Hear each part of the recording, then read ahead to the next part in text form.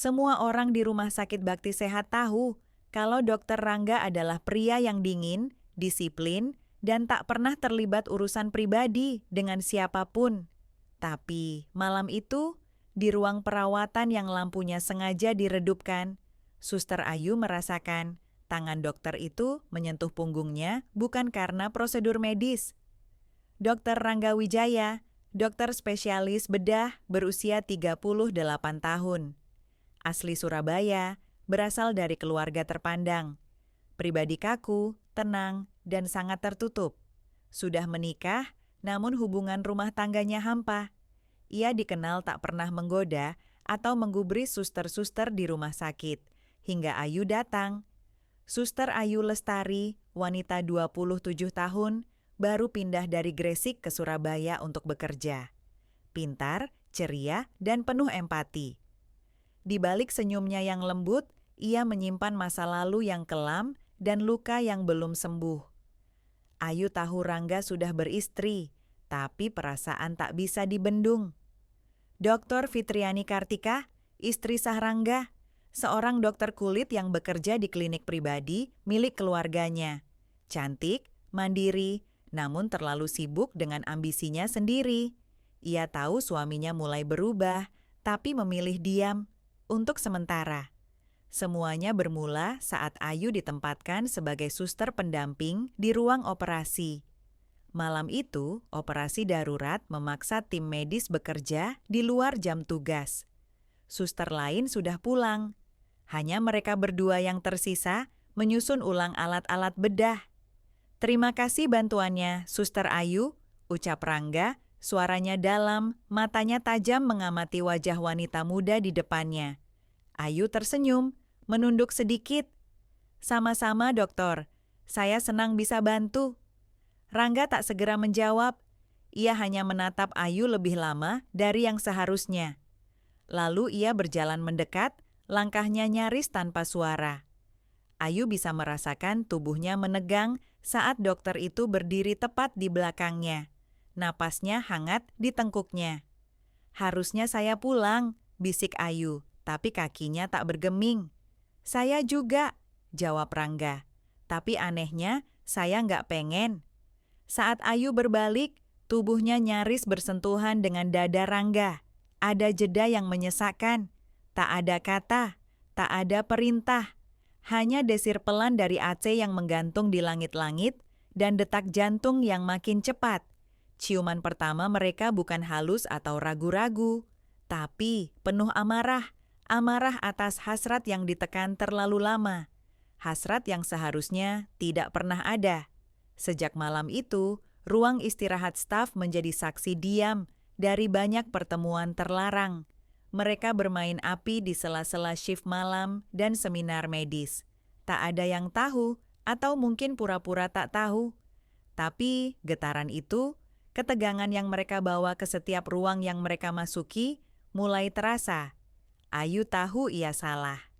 Rangga tahu ia hancurkan sesuatu yang sakral. Tapi ketika cinta menyelinap dalam bentuk paling sunyi, kadang manusia tak bisa menolak. Pagi di rumah sakit berjalan seperti biasa.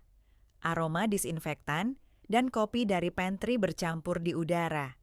Ayu menyambut pasien dengan senyum ramah, tapi matanya kerap melirik ke arah lorong ruang bedah.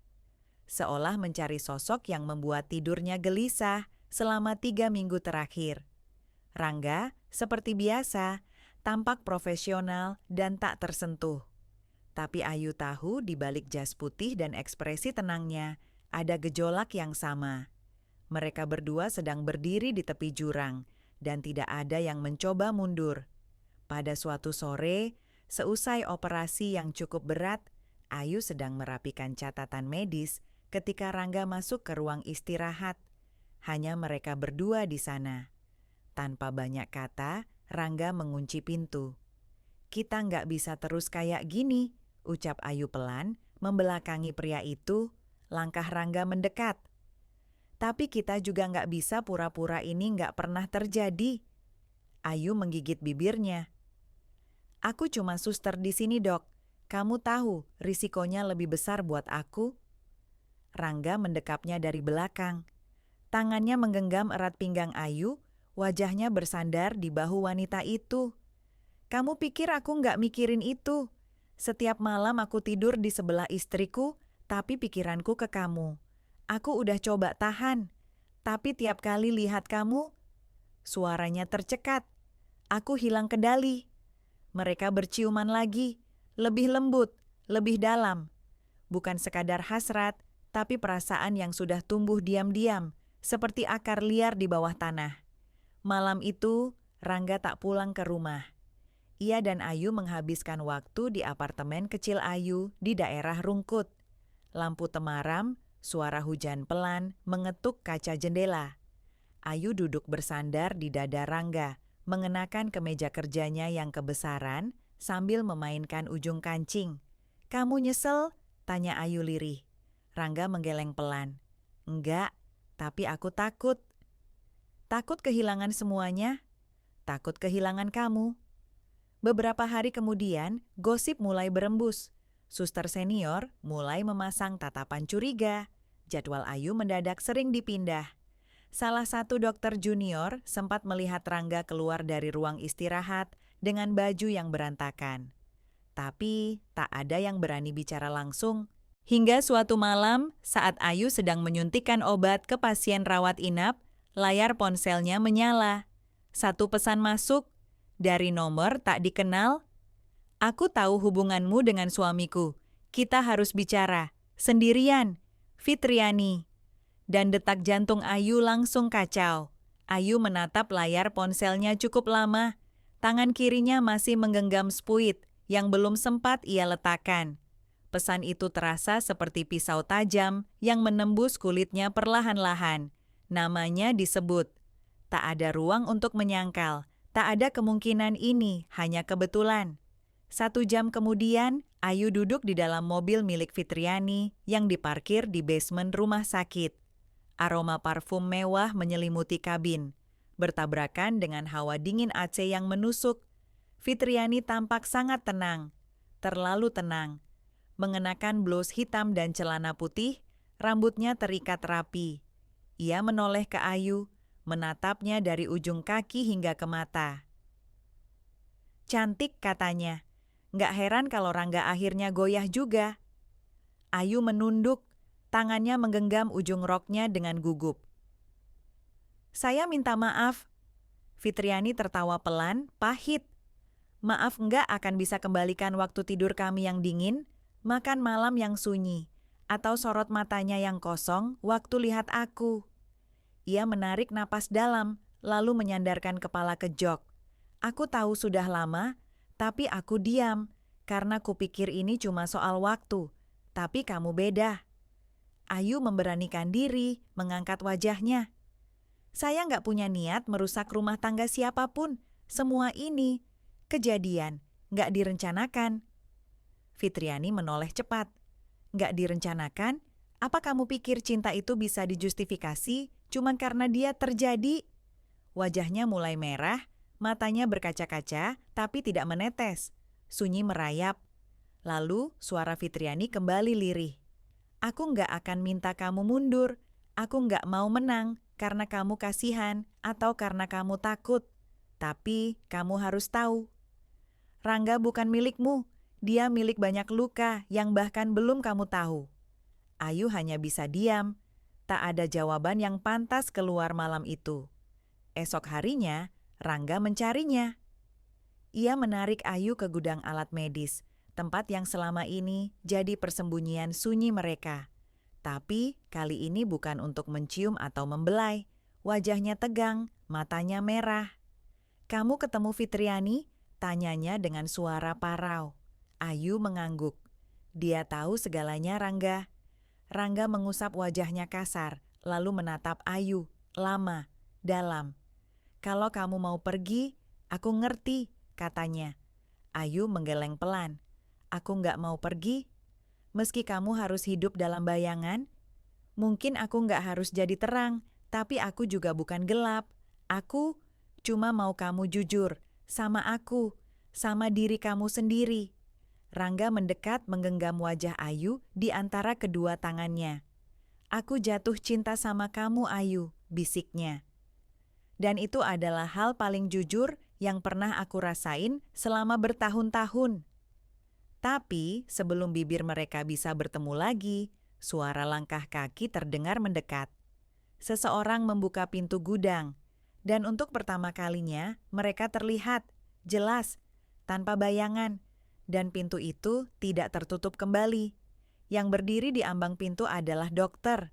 Andika, dokter muda dari bagian ortopedi yang dikenal bawel dan suka bercanda. Tapi saat itu, wajahnya kaku. Ia menatap Rangga, lalu Ayu, lalu kembali ke Rangga.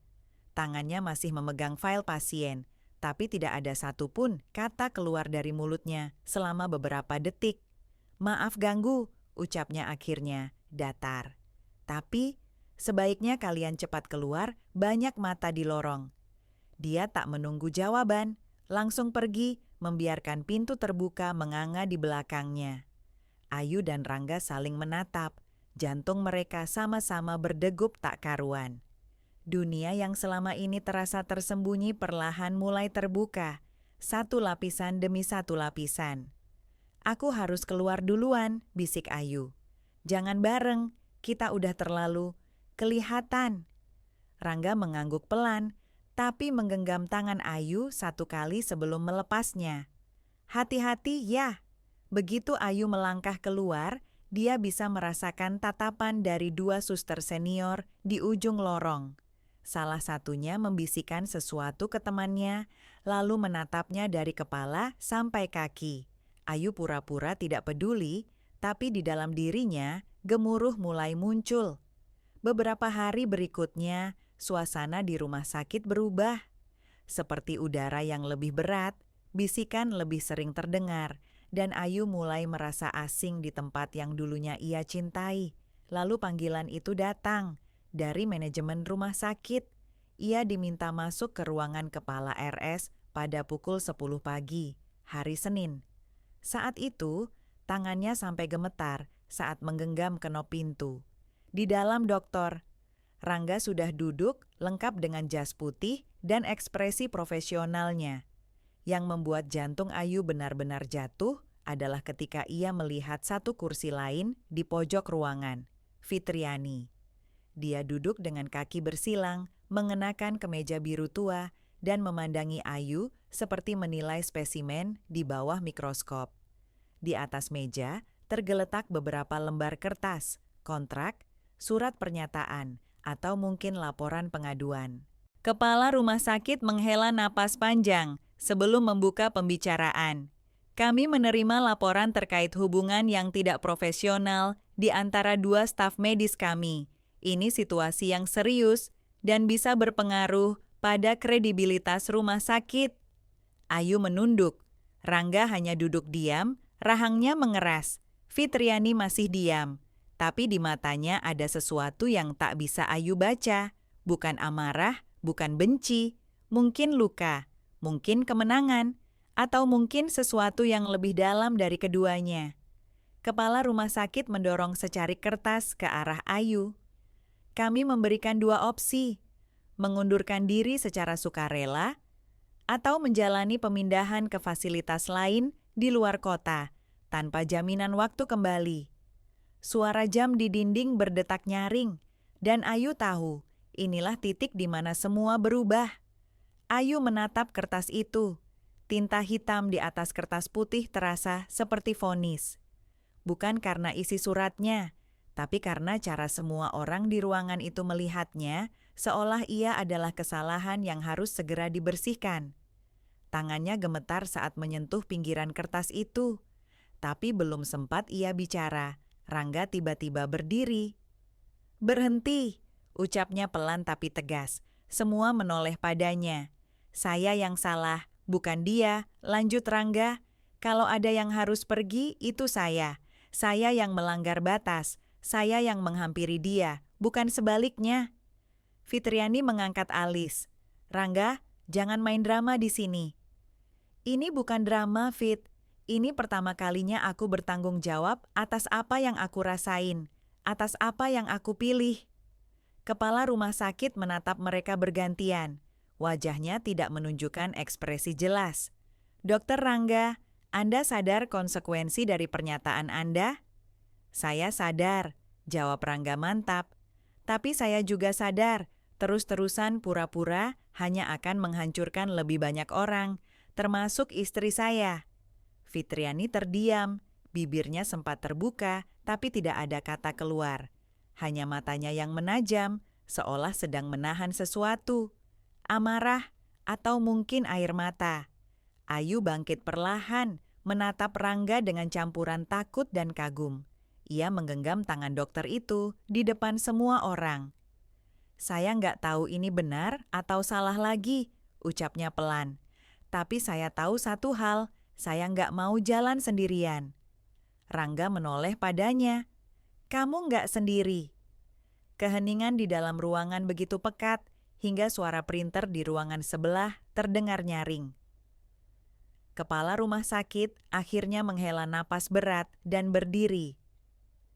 Saya akan buat laporan ke Dewan Direksi. Sampai ada keputusan, kalian berdua akan dicutikan sementara, mulai hari ini. Rangga mengangguk, Ayu juga.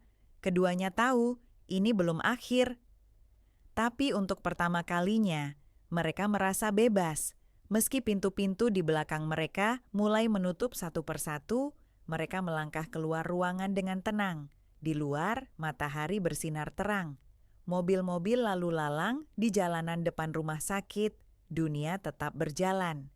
Tapi di antara semua hiruk-pikuk itu, dua orang yang tak seharusnya bersama memilih untuk tidak saling melepaskan.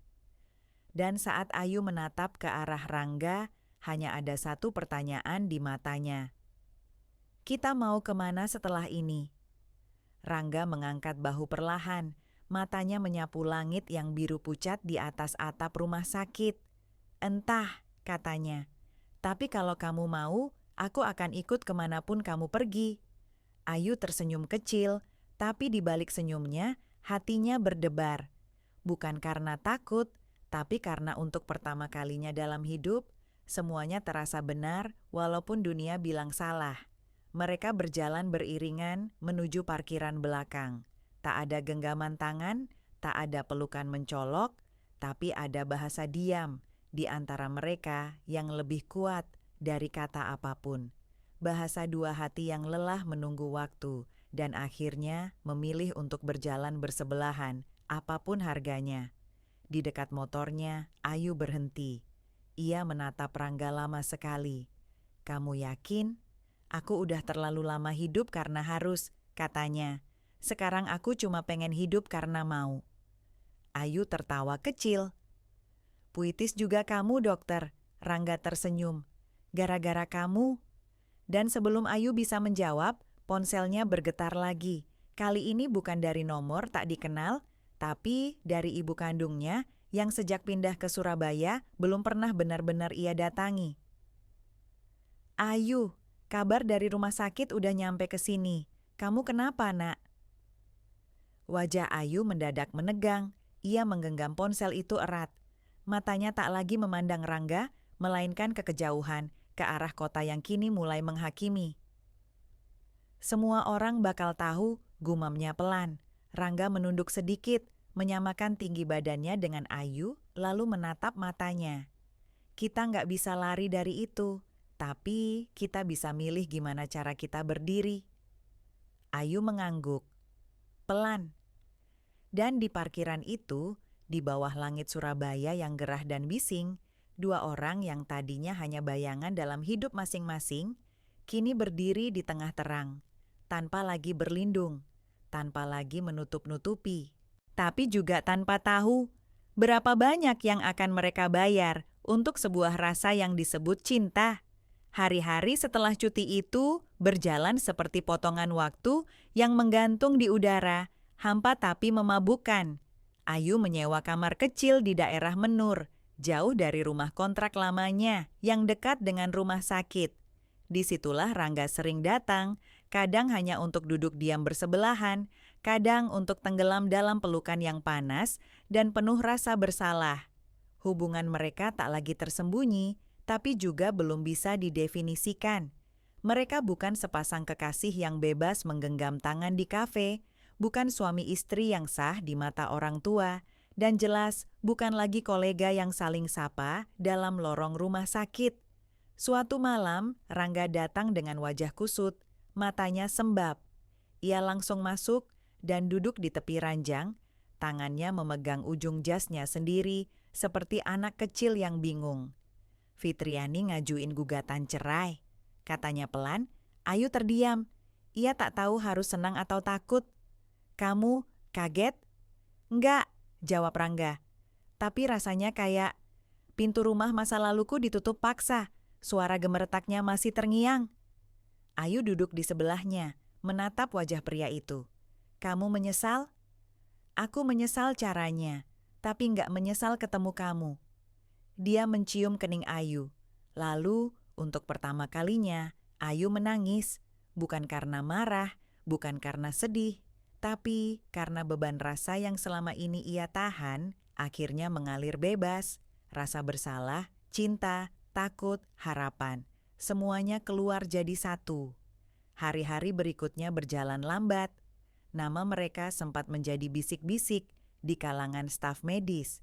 Ada yang mencibir, ada yang bersimpati, dan ada yang diam-diam mengagumi keberanian mereka. Lalu surat pemindahan itu datang, dikirim langsung dari pusat rumah sakit. Rangga dimutasi ke cabang di Malang. Ayu dapat tawaran di rumah sakit kecil di daerah Lamongan. Mereka duduk di balkon kamar sempit itu, memandangi kota yang semakin jauh dari diri mereka. Kalau kita pisah kota, kata Ayu, apa kamu masih mau lanjut? Rangga memejamkan mata. Aku lebih takut kalau kita pisah hati. Angin malam menerpa lembut wajah mereka, membawa bau asap dari warung sate di ujung jalan dan suara azan yang menggema dari masjid kecil. Dan tanpa kata-kata tambahan, Ayu menyandarkan kepalanya ke bahu Rangga. Karena dalam dunia mereka yang penuh batas dan larangan, satu-satunya tempat paling aman adalah dada satu sama lain. Minggu pagi itu, suasana kamar mereka seperti selalu. Tenang, lembut, nyaris seperti dunia di luar tidak ada. Ayu mengenakan kaos lama milik Rangga, rambutnya dikuncir seadanya.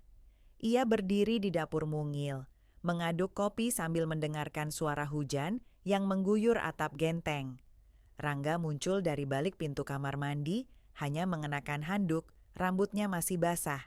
Ia memeluk Ayu dari belakang, dagunya bertumpu di bahu wanita itu. Kamu udah pikirin Ayu? Gumamnya pelan. Lamongan atau Malang, jawab Ayu. Ya, atau ikut aku, atau aku ikut kamu, atau kita. Suaranya menggantung.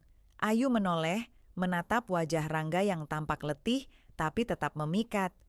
Kita nggak bisa terus sembunyi Rangga. Kita butuh lebih dari kamar sempit dan kopi tiap pagi.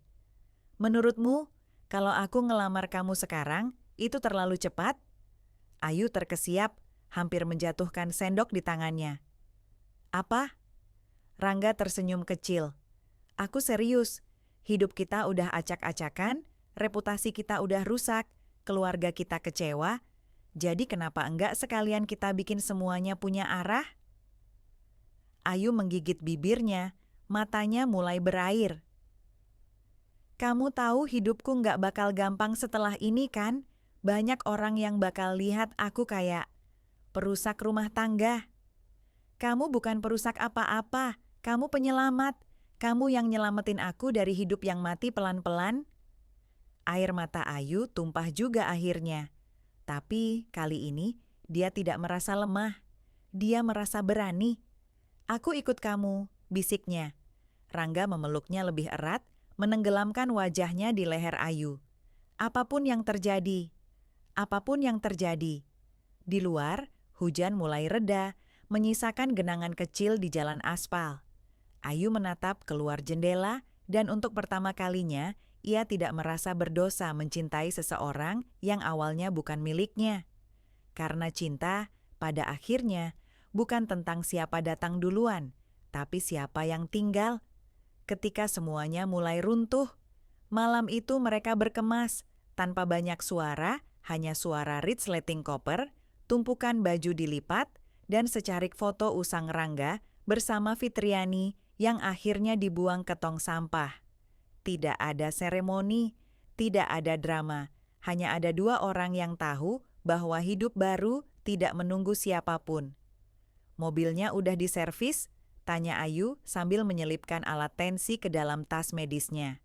Udah, jawab Rangga. Besok pagi kita langsung jalan. Ayu berhenti sejenak, memandang Rangga. Dan kamu beneran yakin soal ini? Rangga menatap balik, matanya tenang. Aku cuma pernah yakin dua hal dalam hidupku. Pertama, aku pengen jadi dokter. Kedua, aku pengen kamu. Ayu tersenyum kecil. Tapi senyum itu cepat pudar saat notifikasi masuk ke ponselnya. Pesan dari nomor tak dikenal lagi. Kali ini isinya cuma satu kalimat. Kamu pikir kamu menang? Aku baru mulai. Wajah Ayu memucat. Ia menunjukkan pesan itu ke Rangga yang langsung berdiri tegak, rahangnya mengeras. Fitriani, tebaknya. Ayu mengangguk pelan. Kayaknya. Rangga menarik napas panjang. Dia bisa ngancam, tapi dia nggak bisa ngubah keputusan kita. Ayu memandangi layar ponselnya lagi. Kata-kata di pesan itu menghantui pikirannya. Bukan karena takut, tapi karena dia tahu Fitriani adalah tipe perempuan yang tidak akan menyerah tanpa perlawanan. Dan mereka akan membayar mahal untuk kebebasan yang mereka pilih. Pukul 04.12 pagi, mereka keluar dari kamar. Suasana Surabaya masih gelap, hanya lampu jalan dan suara truk kontainer dari kejauhan yang mengisi udara. Koper ditaruh di bagasi, pintu mobil ditutup pelan, dan Ayu melirik ke jendela kamar satu terakhir kali. Mobil melaju perlahan keluar dari gang sempit itu, membelah kota yang belum sepenuhnya bangun. Tapi di kaca spion, Ayu melihat sesuatu. Siluet seseorang, berdiri diam di ujung gang, tak bergerak. Pakaiannya hitam, rambutnya tergerai, dan matanya menatap mereka pergi. Ayu membeku. Rangga, kamu lihat itu? Rangga menoleh cepat ke kaca spion, tapi sosok itu sudah hilang. Enggak, katanya. Apa tadi? Ayu masih menoleh ke belakang, tapi jalan itu kosong. Hanya bayangan, bisiknya. Tapi entah kenapa, perasaannya mengatakan mereka belum benar-benar lepas dari masa lalu. Lamongan, 6 bulan kemudian. Pagi di rumah sakit daerah tak sepadat hiruk-pikuk kota, tapi tetap sibuk dengan detak jantung yang berkejaran antara pasien dan waktu. Di ruang perawat, Ayu mengenakan seragam putih bersih, nama tag barunya tersemat di dada. Ayuka. Dia melangkah menyusuri lorong sambil membawa catatan medis. Senyumannya tenang, tubuhnya lebih berisi, dan wajahnya tampak lebih dewasa dari sebelumnya. Banyak yang menyangka dia memang berasal dari kota kecil. Tak banyak yang tahu tentang cerita yang ia tinggalkan di Surabaya. Rangga, ia belum terlihat di rumah sakit itu.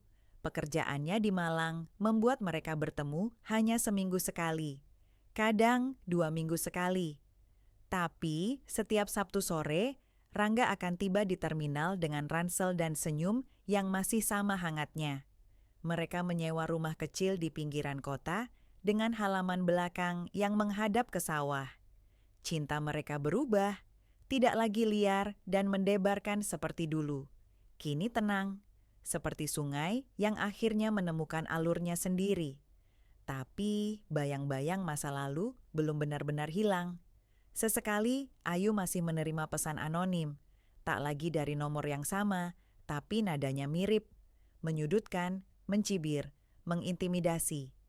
Dan ia tahu, entah dari siapa, kisah mereka masih menjadi bahan cerita di meja makan keluarga, di ruang obrolan WhatsApp alumni, bahkan mungkin di antara para pasien yang tak tahu menahu. Tapi Ayu belajar satu hal dari semua luka itu. Cinta bukan soal siapa yang benar atau siapa yang pantas, tapi siapa yang tetap tinggal ketika semuanya jadi gelap dan Rangga tinggal. Bahkan ketika semuanya hancur, dia memilih memulai ulang bersamanya. Suatu malam, saat hujan turun membasahi genting, Ayu keluar ke teras. Ia berdiri di bawah atap, memandang ke arah jalan tanah yang basah. Dari kejauhan, lampu motor menyala. Rangga pulang. Dan ketika ia turun dari motornya, memeluk Ayu dari belakang, tak ada lagi keraguan. Tak ada lagi rasa bersalah. Hanya ada dua orang yang akhirnya berani menerima bahwa cinta mereka memang terlarang. Tapi bukan berarti tidak layak diperjuangkan.